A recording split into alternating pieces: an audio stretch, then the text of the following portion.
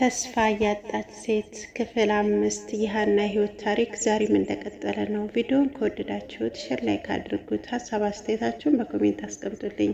ውድና የተከበራችሁ የዚህ ቻናል አድማጭ ተመልካቾች እንደምን አላችሁ? እንደምስከዛ ደርሳችሁ እያልኩኝ እኔ ወደ ታሪኩ አመራለሁ። እስከ ቪዲዮ ፍጻሜ አብራችሁ እንድትሆኑ በአክብሮት እጠይቃለሁ። ሀና ተገዶ እንደተደፈረ ሰው ስትሮጥ ክሩቤልም ሲከተላት ረጅም መንገድ ሄዱ። ከዛ ግን ሀና ደክሟት ጭኗም ስርም ህመም ይሰማት ጀመር። ይህኔ ሀና ቆመች። ክሩቤልም ደርሶባት ሲይዛት በጣም ነበር የተበሳጨችበት። ሀናም እንባዋ አልቆም አለ። እናቴ ትሞትብኛለች፣ ኪሩ ለምን አሳደርከኝ እያለች ጮኸችበት። ክሩቤልም ሀንዬ ሰው አይን ውስጥ ትገቢያለሽ፣ ቅድሚያ ተረጋጊ፣ ከዛ ልብስሽን ቀይሪ ነይ አላት። እሷ ግን ልትሰማው አልፈቀደችም። እሱም በንዴት አሁን እንዲሆንሽ ቴዎድሮስ ቢያይሽ ምን ሊፈጠር እንደሚችል መገመት አትችይም?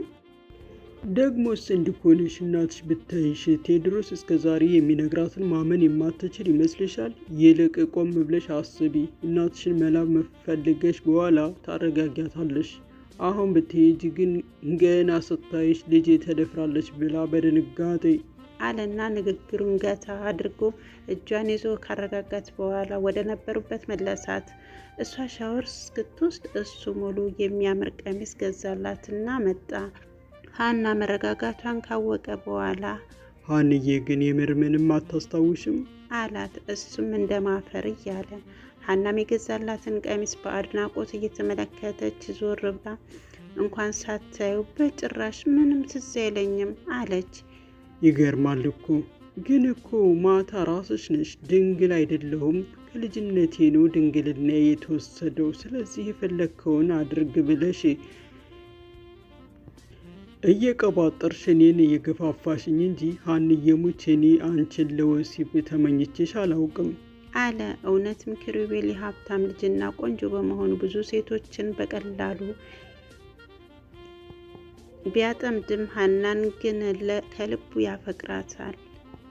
ሀናም ከጎኑ ሄዳ ቁጭ ካለች በኋላ እንባዋ ያቀረረውን አይኗን ወደ አንድ አቅጣጫ ተክላ ኪሩ፣ እውነት ለመናገር ለአንተ የማላቀው ስሜት አለኝ። አሁን ላይ ያፈቀርኩህ እየመሰለኝ እየፈራሁ ነው አለችና ዝም አለች። ሀሳብሽን ቀጥይ ውዴ አላት። አይኗን ለማንበብ እየጣረ እውነቴን ነው፣ ማታ እንዳልኩ እኔ ድንግልና የተወሰደው ገና በ10 ዓመቴ እንኳን በቅጡ ሳይሞላ ነው። ደም ስለፈሰሰ ድንግል ናት ብለህ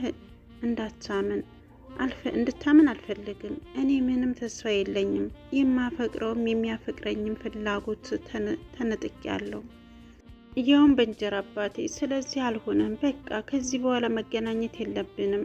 አላማ አንድ ነው፣ ሀብታም መሆን። ስለዚህ እንቅፋት አትሁንብኝ አለችና ዝም አለች። ጭንቀቷን ለመረዳት ለሰከንዶች አይኗን ማየት በቂ ነበር።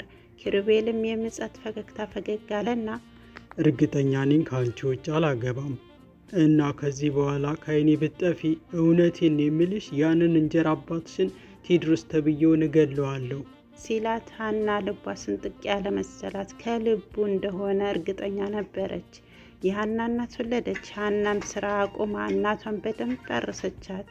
ኪሩቤልን እንዳፈቀረችው አምናለች። እቤት መዋል ስላዘወተረች ኪሩቤል ይናፍቃት ነበር። ሀና ኪሩቤል ጋር ካደረች በኋላ ጌታቸውን ላይኗ ጥልተዋለች። እንደማትፈልገውም ነግረዋለች። እሱ ግን አልቅሶ ይለምናታል። ከአቋሟ ንቅንቅ አልል ስትል ደግሞ ያስፈራራታል። በዚህ ማል ቴዎድሮስ ለአጸደ ልጅሽን ጠብቂ ስልሽ እምቢ ብለሽ ለገንዘብ ብላ ከማንም ሀብታም ጋር ስትማግጥ ኖራና አሁን ላግባሽ ስትባል መንዘላዘል እንዳይቀርባት አሻፈረኝ አለች ብሎ ጌታቸውና ሀና የተነሱትን ፎቶ አሳያት። አጸደ በልጇ በጣም ነበር ያዘነችው። ታዲያ አንድ ቀን ሀና ስልክ ተደወለላት። ስታነሳው የእንጀራ አባቷ ነበር። እንደሚፈልጋት ነግሯት ሰፈራቸው ራቅ ብሎ የሚገኘው ሆቴል እንደምትሄድ አዘዛት። ስትደርስ ግን ያልጠበቀችው ነገር ገጠማት።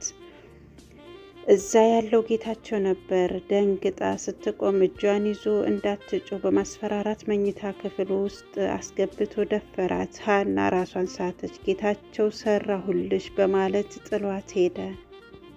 ሀናም ከ2 ወር በኋላ እርግዝና ምልክት ይታያት ጀመር። ይሄኔ በሶፊያ ግፊት ወደ ክሊኒክ ጎራ አለችና ስትመረመር እርጉዝ እንደሆነች ተነገራት። ሀና ማመን አቃታት። ግን ከማን ይሆን?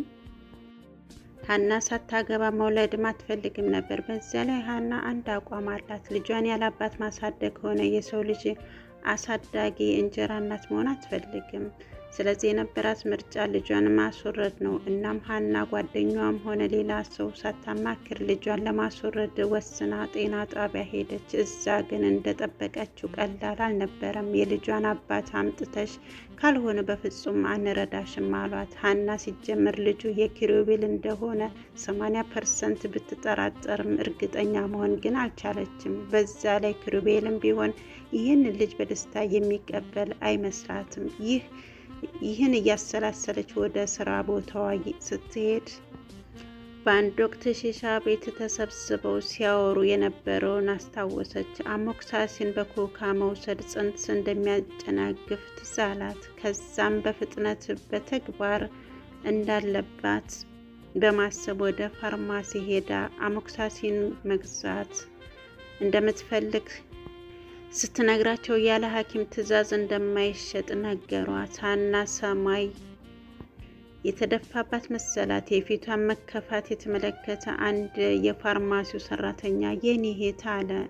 ሀናም እሷን ስላልመሰላት ዞራም ሳታይ ሄደች። በዚህ ጊዜ ተከትሏት ይውልሽ እኔ ልረዳሽ እፈልጋለሁ፣ ስልክሽን ስጭኝና ከስራ በኋላ ልደውልልሽ። ሀናም እንደ ማንኛውም ወንድ ምናልባት ገላይን ተመኝቶ ነው ብላ ስላሰበች ስልክ የለኝም አለችው በንዴት። እሱም ስሜቷን ተረድቶ ይውልሽ እንደማይሽ ትንሽ ልጅ ነሽ፣ እናም በዚህ እድሜሽ ማርገዝሽ ደስታን የሰጠሽ አይመስለኝም። ስለዚህ ብሎ ንግግሩን ሳይጨርስ በምን አወቅ ማርገዜን አለች ሀና።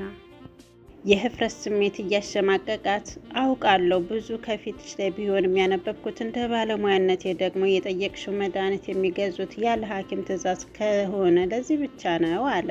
ሀናም ስላመነችው ስልኳን ሰጥታው ሄደች። ፋርማሲውም ደውሎ ለሀና የጽንስ ማጨናገፊያውን እሱ በግድ እንደሚሸጥላት ነገራት። ግን ሀና ለመስማማት ያልቻለችበት ጉዳይ የዋጋው ውድነት ነበር። በጊዜው 1000 ብር ጠየቃት፣ ግን ከየት ማምጣት አትችልም ነበር። ለዚህም ተስፋ ቆርጣ ራሷን ለማጥፋት ወስና መኝታ ክፍሏ በመግባት ለህፃኑ ልጅ ልብስ ማጠቢያ የተገዛውን በረኪና ጭልጥ አርጋ ጠጣችው።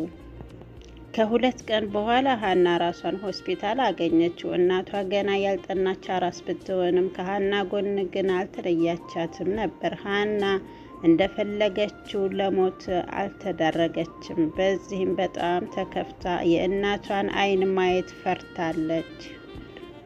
ሀና ከሆስፒታል ስትወጣ ቤተሰብ በሙሉ እርጉዝ እንደነበረች ስለሚያውቁ ሰፈር ውስጥ ስም አጠፋ። ይባስ ብሎም ህፃን ልጆቻቸውን እንደ ሀና መንዘላዘር ትርፉ በረኪና መጋት ነው ብለው ይቆጡ ጀመር። ሀናም ይህንን መቻል ስላቃታት እናቷን ለፈጣሪ አደራ ሰጥታ አዲስ አበባን ለቃ ወደ ሐዋሳ ጠፍታ ሄደች። እዛም ግን ህይወት ቀላል አልነበረችም። የማታቀው ክልል የማታቀው ህብረተሰብ ሀናን ግራ አጋቧት። ብርም ስላልነበራት የመጀመሪያውን ቀን በረንዳ ተጠግታ አደረች። ሀና በሐዋሳ ለ3 ቀን በረንዳ ላይ ከጎዳና ልጆች ጋር ካደረች በኋላ በረንዳውን ፀሐዩን እንዲሁም ረሃቡን ስላልቻለችው የነበራት የመኖር ተስፋ በሙሉ ተማጠጠባት። እናቷን ስታስብ ህይወት ቅፍፍ ትላታለች። ለዚህም ሀና ይህንን ለመርሳት የአልኮል መጠጦችና አደንዛዥ እጾች መጠቀም ጀመረች። ሀና ከድሮም አንድ ልምድ አላት። ሁሌም የቀን ውሎዋንና ለየት ያሉ አጋጣሚዎቿን ትጽፋለች። ግጥም በጣም ትወድ ስለነበር የመግጠም ችሎታም ነበራት። ሀና በዚህ በከፋት ጊዜም ዲያሯን ማስታወሻ ደብተሯን ትገልጥና ከኪሩቤል ጋር የነበራትን ጊዜና ግንኙነት ታነባዋለች። ከዛም እንባዎቿን በጉንጮቿ ያለ ገደብ ታዘንባቸዋለች። ከዛም የእንጀራ አባቷን ታስታውሳለች። እሱ ሲጫወትባት ከኖረው በላይ ለጌታቸው ያስደፈራት እንድትበቀለው ይገፋፋታል። ሀና ተቀምጣ ስታስብ ከቆየች በኋላ አባቷን ጌታቸውን እና የእንጀራ አባቷን ለመበቀል ጥርሷን ነከሰች። አንድ ቀን ሀና ተቀምጣ ግጥም ስትጽፍ አንዲት ወጣት ሴት ልጅ ጠራቻት እና ምን ነበር ስምሽ አለቻት። ሀናም የልጅቷ አጠራር ፈገግ እያስባላት ሀና አለቻት። ይህንን ውበትና አቋም ይዘሽ ጎዳና ላይ በነፃ ከማንም ጋር ከምትጋደሚ ለምን ስራ ላይ አታውዩም አለቻት። ተስፋ ያጣች ሴት ክፍል 5 የዛሬው ፕሮግራም ይህን ይመስል ነበር። በቀጣይ ፕሮግራም ክፍል 6ን የሀናን ህይወት ታሪክ አስቀጥልላችኋለሁ። እስከ ቪዲዮ ፍጻሜ አብራችሁ ስለነበራችሁ እጅግ በጣም ነው የማመሰግነው። እንዲሁም ሼር ላይክ እያደረጋችሁ ዘወትር ለምታበረታቱኝ ክብረት ይስጥልኝ። ነባር ቤተሰቦች የጠፋቸውም ዞር ስትሉ ካገኛችሁኝ አበረታቱኝ። እኔ ባልተመቸ ቦታ ሆኜ ይህንን ታሪክ ሳቀርብላችሁ በታላቅ ደስታ ነው። እናንተም ሳትከፉበት ይህንን ቻናል አበረታቱኝ። አይከፈልበትም። እናንተን አይጎዳችሁም፣ እኔን ይጠቅመኛል ስል በአክብሮት እጠይቃለሁ። ሰናይ ጊዜ። ስላዳመጣችሁኝ አመሰግናለሁ።